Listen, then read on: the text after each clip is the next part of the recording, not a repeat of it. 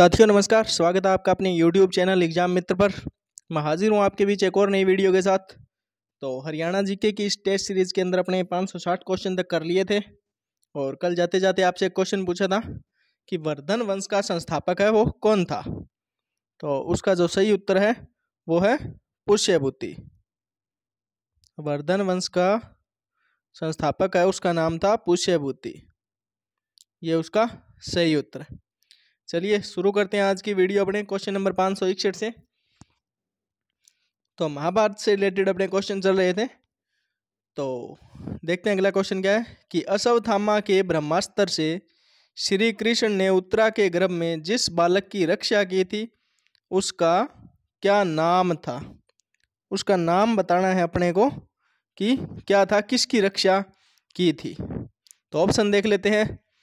सबसे पहले है अभिमन्यु, जन्मेजय, परीक्षित या फिर श्रुतकीर्ति। तो किसकी रक्षा की थी, कौन सा उत्तर सही है इसके अंदर। तो ऑप्शन जो सी है परीक्षित, वो इसका सही उत्तर है। परीक्षित की रक्षा की थी अश्वत्थामा के ब्रह्मास्त्र से श्री कृष्ण जी ने। तो कौन थे परीक्षित, तो परीक्षित थे अभिमन्यु के पुत्र। अभिमन्यु के पुत्र का नाम था परीक्षित। चलिए फैक्ट देख लेते हैं इसके थोड़े। तो परीक्षित जो है वो अभिमन्यु और उत्तरा के पुत्र थे और ब्रह्मास्त्र से उनकी रक्षा श्री कृष्ण ने की थी। जन्म के समय मृत प्राय थे, कृष्ण ने उन्हें क्या किया था, पुनः जीवित कर दिया था, पुनः जीवित किया था। वे कुरुवंश के अंतिम प्रतापी राजा बने। उनके पुत्र जन्मेजय ने नाग यज्ञ करवाया था और कृष्ण की कृपा से परीक्षित ने जीवित होकर वंश परंपरा को आगे बढ़ाया, जिससे महाभारत के बाद भी उनका जो राजवंश है वो बचा रहा था। तो इसका सही उत्तर है वो हो जाएगा परीक्षित। तो परीक्षित की जो है उन्होंने रक्षा की थी। चलिए अपना अगला क्वेश्चन देख लेते हैं कि इंद्र का कर्ण से कवच और कुंडल मांगना किस पर्व के अंदर आता है। कि महाभारत युद्ध के दौरान क्या है कि इंद्र कर्ण से उसका कवच और कुंडल मांगता है। तो पूछा है वो किस पर्व के अंदर उसका वर्णन किया गया है, पर्व का नाम पूछा है। तो ऑप्शन देख लेते हैं। सभा पर्व, विराट पर्व, द्रोण पर्व या फिर भीष्म पर्व। तो इसका जो अपने सही उत्तर है वो है विराट पर्व। ऑप्शन बी इसका सही उत्तर हो जाएगा। चलिए फैक्ट देख लेते हैं इसके थोड़े कि कर्ण को कवच और कुंडला वो जन्म से ही प्राप्त थे और इंद्र ने ब्राह्मण का वेश बना करके वो उससे मांग लिए। कर्ण ने दानवीरता दिखाते हुए वो दे दिए। इसके बदले इंद्र ने उन्हें शक्ति अस्त्र दिया था। इस कथा का जो वर्णन है वो विराट पर्व के अंदर किया हुआ है। तो कर्ण की महानता व दानशीलता को यह दर्शाता है, भले ही वह कौरव पक्ष के अंदर थे। तो आज भी दानवीर के अंदर क्या बोलते, दानवीर कर्ण। जहाँ दानवीर नाम आता है वहाँ साथ में कर्ण नाम अवश्य आता है कि वो बड़े दानवीर थे। चलिए अगला क्वेश्चन अपने देख लेते हैं कि अर्जुन को क्या कहते थे और क्या कहते थे अर्जुन को। तो ऑप्शन देख लेते हैं। सव्यसाची, धनंजय, पार्थ या फिर कवि ध्वज। तो क्या कहा जाता था उनको अर्जुन को, तो अर्जुन को कवि ध्वज के नाम से भी बोला जाता था, पुकारा जाता था। तो ऑप्शन डी है वो इसका सही उत्तर है। तो अर्जुन के कई नाम हैं, पार्थ, सव्यसाची, धनंजय, कवि ध्वज। ये सारे नाम किसके हैं, अर्जुन के हैं। तो कवि ध्वज का जो अर्थ है वो कलात्मक ध्वज वाला। तो युद्ध में उनके ध्वज पताका पर हनुमान चित्रित थे। तो अर्जुन भगवान कृष्ण के सखा और गीता के श्रोता भी थे। तो अर्जुन का हर नाम उसके गुणों का प्रतीक है और कवि ध्वज उनका कम प्रसिद्ध लेकिन विशिष्ट नाम है। विशिष्ट नाम क्या है, कवि ध्वज। तो इसके अंदर जो ऊपर नाम दिए गए हैं तो सव्यसाची भी बोलते थे, धनंजय भी, पार्थ भी, कवि ध्वज भी, चारों ही सही हैं इसके। चलिए अगला क्वेश्चन अपने देख लेते हैं कि कर्ण के बचपन का नाम क्या था। कर्ण को बचपन के अंदर किस नाम से बुलाया जाता था ये पूछा है। अंगराज, राधे, वसुसेन या फिर सूर्यपुत्र। तो ये सारे ही नाम किसके थे, ये भी कर्ण के थे। अंगराज भी उनको बोलते थे, राधे भी बोलते थे, वसुसेन भी बोलते थे, सूर्यपुत्र भी कर्ण थे। तो ठीक है ना, ये चारों के चारों नाम ही हैं वो इन्हीं के थे। तो कर्ण का असली नाम क्या था, वसुसेन, और राधा और अधिरथ ने उसका पालन पोषण किया। सूर्यपुत्र कहलाने का कारण क्या था? सूर्य से उत्पन्न होना। अंगराज की उपाधि उन्हें किसने दी थी? दुर्योधन ने दी थी। और राधे उनके पालक माता राधा के कारण उन्हें कहा गया। तो वसुसेन नाम है वो जन्म के समय रखा गया था, बाद में कई नाम उनके प्रसिद्ध हुए। तो इसका जो उत्तर है वो वसुसेन ने करके, ये सारे के सारे ही हैं, ये कर्ण के ही नाम है, तो ये याद कर लेने हैं। तो अगर बचपन का नाम, सिर्फ बचपन का नाम स्पेशली पूछे या असली नाम उसका, तो वसुसेन था। बाकी कर्ण के और अन्य क्या नाम थे, तो वो सारे नाम थे जो आपने देख लिए। अगला क्वेश्चन देखते हैं कि कर्ण का वध किसने किया था? अर्जुन, भीम, युधिष्ठिर या फिर घटोत्कच? तो किसने किया था कर्ण का वध? अर्जुन ने किया था। जब वो क्या कर रहे थे, रथ का उनका पहिया धस गया था और वो निकालने के लिए जब निकाल रहे थे उसको, तब श्री कृष्ण कहते हैं कि आप उन पर वार करो। तब अर्जुन एक बार के लिए मना कर देता है कि मैं निहत्थे पे वार नहीं करूंगा, लेकिन कृष्ण जी के समझाने पर वो मान जाते हैं और वहाँ कर्ण का वो वध करते हैं। कौन से दिन हुआ ये? 17वें दिन हुआ। और अर्जुन ने शल्य के सारथी तव में लड़ रहे कर्ण को मारा था। युद्ध के दौरान कर्ण का रथ है वो भूमि में धंस गया था और कृष्ण ने अर्जुन को इस अवसर का लाभ उठाने को कहा। यहाँ क्या है, युद्ध एक निर्णायक मोड़ पर था और कर्ण की मृत्यु ने युद्ध का परिणाम तय कर दिया। अर्जुन ने अपने भाई के अपमान का बदला भी यहाँ से ले लिया। चलिए अगला क्वेश्चन देख लेते हैं कि कर्ण को जन्म देने वाली माता का क्या नाम था? कर्ण को जन्म किसने दिया था? कुंती, राधा, सुदेशना या फिर माद्री? तो किसने दिया था? जन्म देने वाली माता का नाम क्या था? कुंता, अपने कुंती। और पालने वाली माता का नाम क्या था? राधा। तो चलिए फैक्ट देख लेते हैं कि कुंती को ऋषि दुर्वासा से वर मिला था। उन्होंने सूर्यदेव को समन कर पुत्र प्राप्त किया। लोकलाज के डर से कुंती ने शिशु कर्ण को नदी के अंदर बहा दिया था और कर्ण के जन्म के समय कवच कुंडल है वो स्वाभाविक रूप से ही थे, उसी समय थे।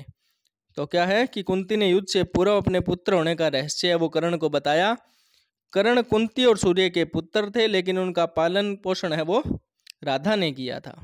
चलिए अगला क्वेश्चन देखते हैं। कर्ण को पालने वाली माता का क्या नाम था? अभी ऊपर पढ़ गए हैं, कुंती, राधा, गंगा या सुभद्रा? क्या नाम था? राधा नाम था। राधा ने कर्ण का पालन पोषण किया था। राधा और अधिरथ ने कर्ण को गोद में लिया। अधिरथ है वो हस्तिनापुर के सारथी थे और कर्ण को राधे नाम से भी जाना जाता है। राधा ने कर्ण को सच्चे पुत्र की तरह पाला। तो कर्ण का लालन पालन क्या है? एक सारथी परिवार में हुआ जिससे उन्हें हमेशा पहचान के लिए संघर्ष करना पड़ा। अगला क्वेश्चन देख लेते हैं कि कर्ण के धनुष का क्या नाम था? कि कर्ण के पास जो धनुष था उस धनुष का नाम क्या था, ये पूछा है। तो ऑप्शन देख लेते हैं, गांडीव, विजय, पिनाक या देवदत्त? तो गांडीव तो किसका था? अर्जुन का। तो विजय जो धनुष है वो कर्ण का था। कर्ण के धनुष का नाम था विजय। विजय धनुष उन्हें परशुराम से मिला था। यह धनुष बहुत ही शक्तिशाली था। कर्ण इसे युद्ध में प्रयुक्त करता था। गांडीव धनुष है वो अर्जुन के पास था।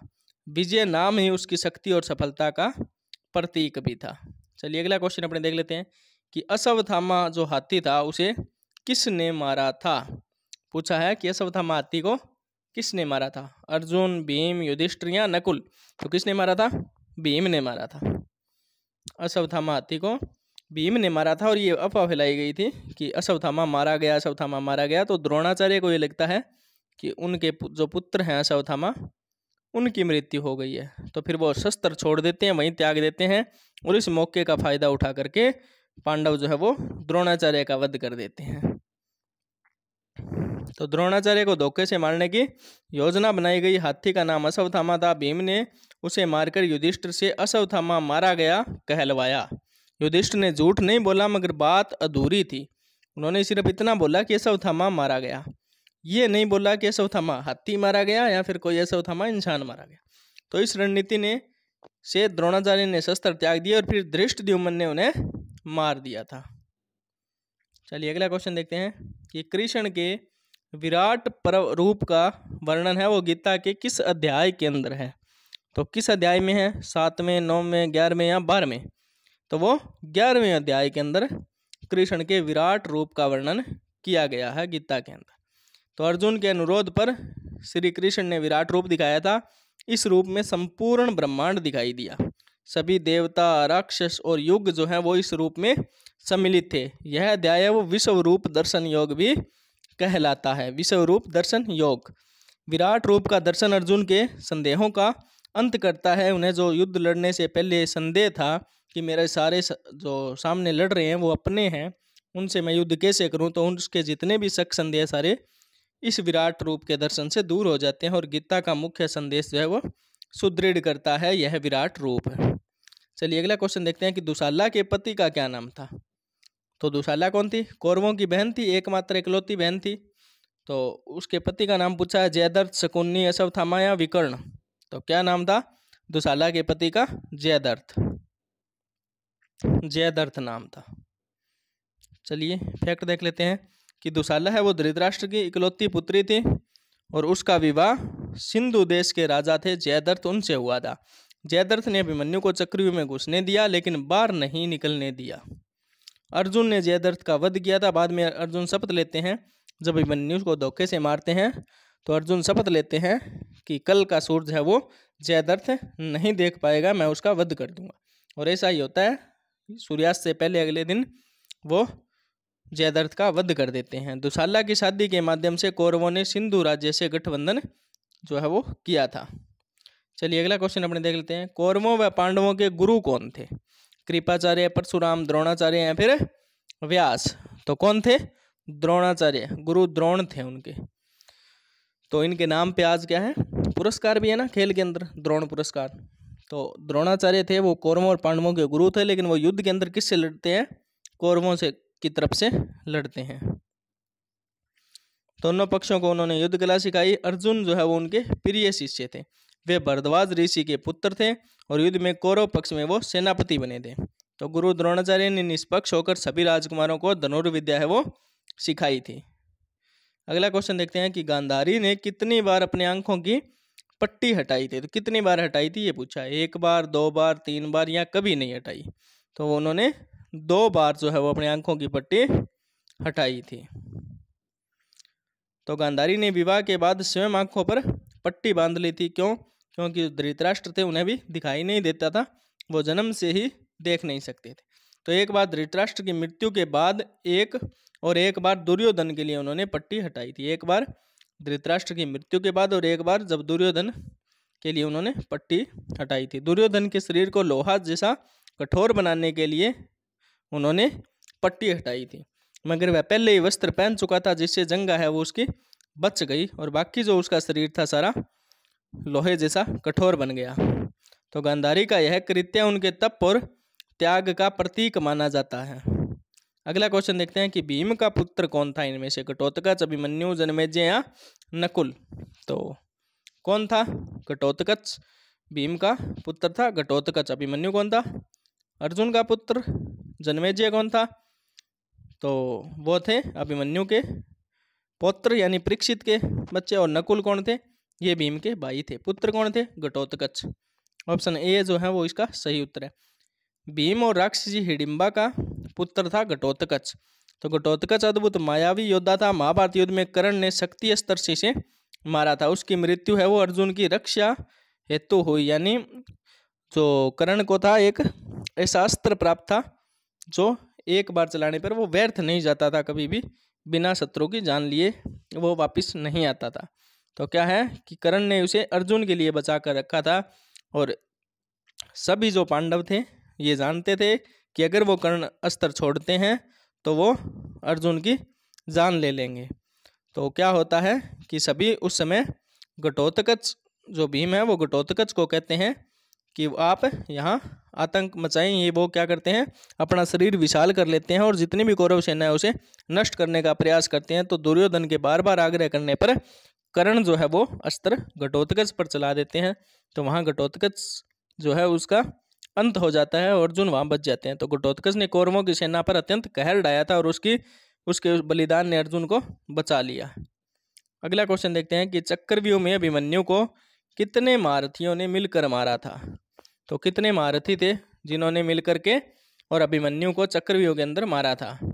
तो 5, 6, 7 या 11? कितने थे वे?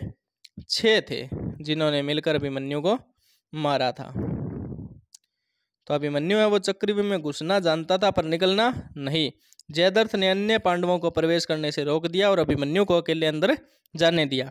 तो द्रोणाचार्य, कर्ण, दुशासन, अश्वत्थामा, कृतवर्मा और शकुनी, इन छहों ने मिलकर के अभिमन्यु को अंदर मारा था। आदि ने मिलकर मारा। वह श्री कृष्ण के भाई बलराम का भांजा था। श्री कृष्ण और बलराम दोनों का क्या था? वो भांजा था। उनकी बहन थी सुभद्रा, उसका पुत्र था अभिमन्यु। तो अभिमन्यु की वीरगति ने पांडवों में प्रतिशोध की जो ज्वाला है वो भड़का दी थी। तो अगला क्वेश्चन देखते हैं कि पांडवों को जुए में हारने के बाद कितने वर्ष का वनवास जो है वो मिला था। ये पूछा है कितने वर्ष का वनवास मिला था, 12, 14, 13 या 10। तो कितने वर्ष का मिला था? 13 वर्ष का अज्ञातवास उन्हें मिला था। उसके अंदर 12 वर्ष तो वनवास और 1 वर्ष जो है वो अज्ञातवास।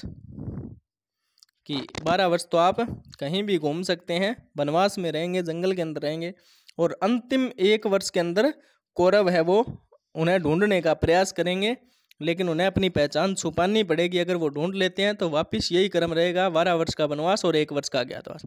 यह शर्त शकुनी द्वारा तय की गई थी। अंतिम 1 वर्ष अज्ञातवास का था, यानी पहचान में नहीं आना चाहिए इस समय। और ये राजा विराट के यहाँ गुप्त रूप से उस समय रहे थे। इस अवधि का उल्लंघन होने पर पुनः वनवास का नियम बनाया था। तो यह दुर्योधन और शकुनी की एक रणनीतिक चाल थी, ताकि पांडव फिर नए लौट के, यानी अंतिम जो 1 साल है उसमें वापस इन्हें ढूंढ लें, पहचान लें, तो दोबारा उन्हें वनवास हो जाएगा। अगला क्वेश्चन देखते हैं कि दुशासन की छाती चीरने का प्रण है वो किस पांडव ने इनमें से लिया था? अर्जुन, भीम, युधिष्ठिर या नकुल? तो किसने लिया था दुशासन की छाती चीरने का प्रण है वो भीम ने लिया था। ऑप्शन बी इसका सही उत्तर है। तो द्रौपदी की चीरहरण पर भीम ने ये प्रतिज्ञा की थी। युद्ध में भीम ने दुशासन की छाती चीरकर रक्त पिया था और यह प्रतिज्ञा पांचाल सभा में ली गई थी। इसे भीम के सबसे क्रूर युद्ध दृश्य के रूप में भी जाना जाता है। भीम का प्रतिशोध न्याय के लिए था और उसने यह प्रतिज्ञा निभाई भी थी। अगला प्रश्न है कि द्रोणाचार्य की पत्नी का क्या नाम था? कृपी, सच्ची, देवयानी या फिर सुदेशना? तो क्या नाम था उनका? कृपी नाम था। किसका? द्रोणाचार्य की पत्नी का, कृपी। तो देख लेते हैं फैक्ट। कृपी है वो महर्षि सरद्वान की पुत्री थी। अश्वत्थामा है वो उनके पुत्र थे, द्रोणाचार्य और कृपी के। उन्होंने कठिन जीवन में द्रोण का साथ दिया। द्रोणाचार्य ने कृपाचार्य के साथ शस्त्र है वो सीखे थे। तो कृपी का धैर्य और संयम गुरु द्रोण के जीवन की प्रेरणा बने रहे। अगला क्वेश्चन देख लेते हैं कि द्रौपदी के बचपन का क्या नाम था? कृष्णा, सुभद्रा, राजेश्वरी या फिर पद्मा? तो क्या नाम था उनका? कृष्णा नाम था। द्रौपदी के बचपन का नाम था कृष्णा। तो द्रौपदी को कृष्णा भी कहा जाता था। त्वचा जो है उनकी सांवली थी, इसलिए वह अग्निकुंड से प्राप्त हुई थी। उनके भाई धृष्टद्युम्न भी अग्निकुंड से ही उत्पन्न हुए। पिता द्रुपद ने उन्हें अर्जुन हेतु प्राप्त किया था। कृष्णा नाम से ही उसका गहरा संबंध श्री कृष्ण से भी दर्शाया गया है। चलिए अगला क्वेश्चन देख लेते हैं कि द्रोणाचार्य के बाद कौरवों की सेना का सेनापति है वो कौन बना था? भीष्म, कर्ण, अश्वत्थामा या फिर शकुनी? तो द्रोणाचार्य के बाद में पूछा है जो है वो कौन बना था उनका सेनापति? तो इसका जो सही उत्तर है वो है कर्ण। द्रोणाचार्य की मृत्यु के बाद में कर्ण वहाँ के सेनापति बनते हैं। अंतिम चरणों में युद्ध के वो सेनापति तो संभालते हैं। 16वें दिन वो सेनापति बनते हैं और 17वें दिन अर्जुन से उसका युद्ध होता है, उनकी मृत्यु हो जाती है। कर्ण ने अपनी नीतियों से सेना को संगठित किया। कर्ण को भीष्म ने पहले सेनापति नहीं बनने दिया था, लेकिन अंततः वह बन जाता है। अगला क्वेश्चन देखते हैं कि द्रोणाचार्य ने कितने दिन सेनापति का कार्यभार है वो संभाला था? तो द्रोणाचार्य ने कितने दिन संभाला था? 3, 5, 10 या फिर 7 दिन? तो कितने दिन? 5 दिन द्रोणाचार्य संभालते हैं, 5 दिन सेनापति का कार्य। 11वें से 15वें दिन तक वो सेनापति रहते हैं। उन्होंने अनेक रणनीतियां बनाई, जैसे चक्रव्यूह। सबसे मुख्य क्या थी? चक्रव्यूह, जिसमें अभिमन्यु का वो वध करते हैं। अभिमन्यु की मृत्यु भी इसी काल के अंदर हुई थी। और द्रोणाचार्य का वध वो धृष्टद्युम्न करते हैं। द्रोण की रणनीति युद्ध की दिशा तय करने वाली थी। अगला क्वेश्चन देखते हैं कि द्रौपदी है वो किस राज्य की राजकुमारी थी? विदर्भ, पंचाल या फिर मिथिला, या मगध। तो कहाँ की राजकुमारी थी? पांचाल प्रदेश की। उन्हें पांचाली भी कहा जाता था। पांचाल की राजकुमारी थी द्रौपदी। पंचाल के राजा द्रौपदी की पुत्री थी। स्वयंवर में अर्जुन ने मछली भेद कर उन्हें जीता था। उन्होंने 500 पांडवों से विवाह किया। उन्हें पांचाली भी कहा जाता है। द्रौपदी का विवाह महाभारत की दिशा बदलने वाला महत्वपूर्ण बिंदु था। अगला क्वेश्चन देखते हैं कि द्रौपदी के पिता का क्या नाम था? धृष्टद्युम्न, विराट, द्रौपदी या फिर शल्य। तो क्या नाम था? अभी ऊपर अपने पढ़ के आए हैं कि उनके पिता का नाम राजा द्रुपद था। द्रौपदी के पिता का नाम द्रुपद। तो द्रुपद और द्रोण थे वो पहले मित्र थे, बाद में शत्रु बन गए और द्रुपद ने यज्ञ करवाया। यज्ञ से ही द्रौपदी और धृष्टद्युम्न की उत्पत्ति हुई और धृष्टद्युम्न है उन्होंने ही द्रोण को मारा। तो द्रौपदी की प्रतिशोध भावना ने महाभारत की जो है वो नींव भी रखी। अगला क्वेश्चन देखते हैं कि धृतराष्ट्र की माता का क्या नाम था? तो ऑप्शन देख लेते हैं, अंबालिका, अंबिका, गंगा या मंदोदरी। तो क्या नाम था? अंबिका। धृतराष्ट्र की माता का नाम था अंबिका। अंबिका हस्तिनापुर की महारानी थी। उन्होंने ऋषि व्यास से संतान प्राप्त की। संतान यानी धृतराष्ट्र जो थे वो अंधे हुए क्योंकि अंबिका ने आंखें बंद की थी। विधि नियमानुसार यह संतति है वो उत्पन्न हुई। अंबिका की आंखें बंद करने की क्रिया का ही परिणाम था धृतराष्ट्र का अंधत्व।